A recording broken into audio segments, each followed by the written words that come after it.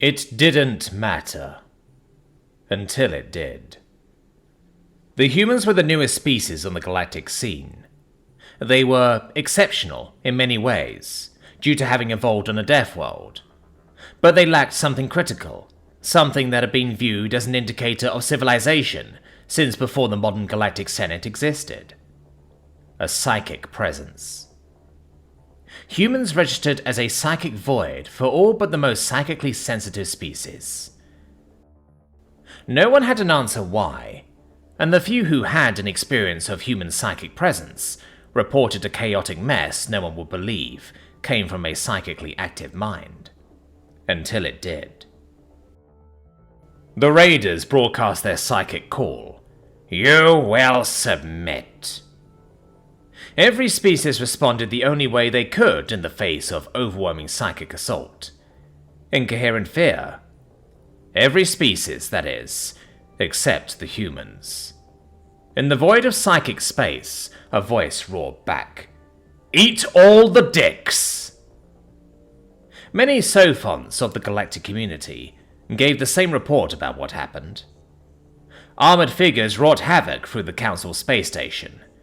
They left behind nothing save a single beacon in the Council chambers, and a warning written in blood.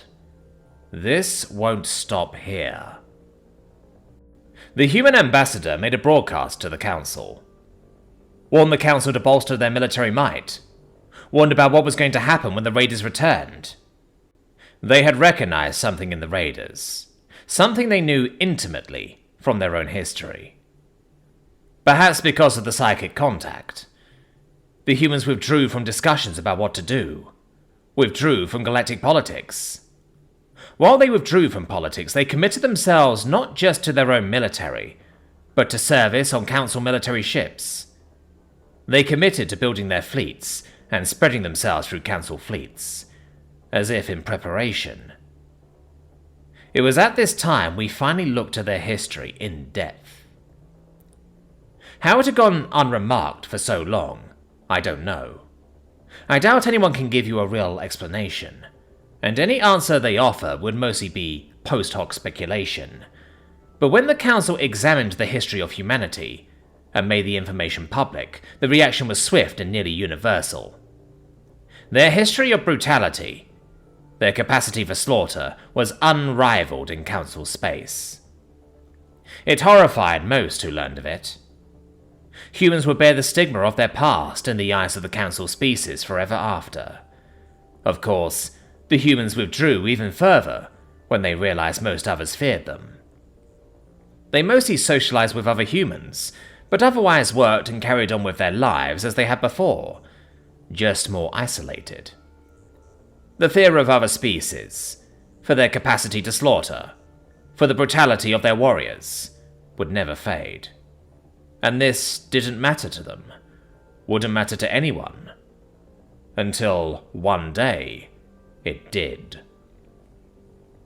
The attack came, as far as anyone knew, unprovoked. A species from the Corwood systems, lacking the technological sophistication of the Council. Ship designs matched the unknown raiders who had attacked the Council. A species with enough raw psychic strength to force everyone but Terrans into incoherence. The Terrans on each ship took control. They isolated those who put the safety of themselves and others at risk, or executed them if they could not secure them safely. They established demarcation lines across galactic hyperlanes. They took control of automated systems when biological crew were unable to function in the face of this new enemy's psychic attacks. Skeleton crews of human personnel took over Council ships and beat back the invaders. When every last enemy ship they could find had been destroyed, captured, or routed, they decided to act, to go further. An entire assault fleet was organized, manned only by Terran descent humans. The fleet was dispatched towards the Corwood systems, toward military intelligence's best guess as to where the raiders came from. With no exception, they would return. The galactic community rejected this idea, but Terrans pressed forward with it. The final vote came on the day the fleet launched. when the galactic community realized what it meant to be human. The vote was overwhelmingly against what everyone believed was a suicide mission. The galactic community insisted it was barbaric to order your own people on a suicide mission if there was any chance of another possibility. That's when the other shoe dropped. You see, the ships were entirely crewed by volunteers. No one wanted to be on those ships, but everyone on the ships volunteered. Because they all knew, to the last one, their presence would preserve a future not just for their species, but for their families, their loved ones. Because the humans knew the Raiders' warning was real. It wouldn't stop. Not until the Raiders had wiped all of us out. Or they were wiped out. None of us cared what it meant to be human, until they saved us from an implacable foe. From the end of our existence, we didn't care what it meant to be human, because it didn't matter. Until it did.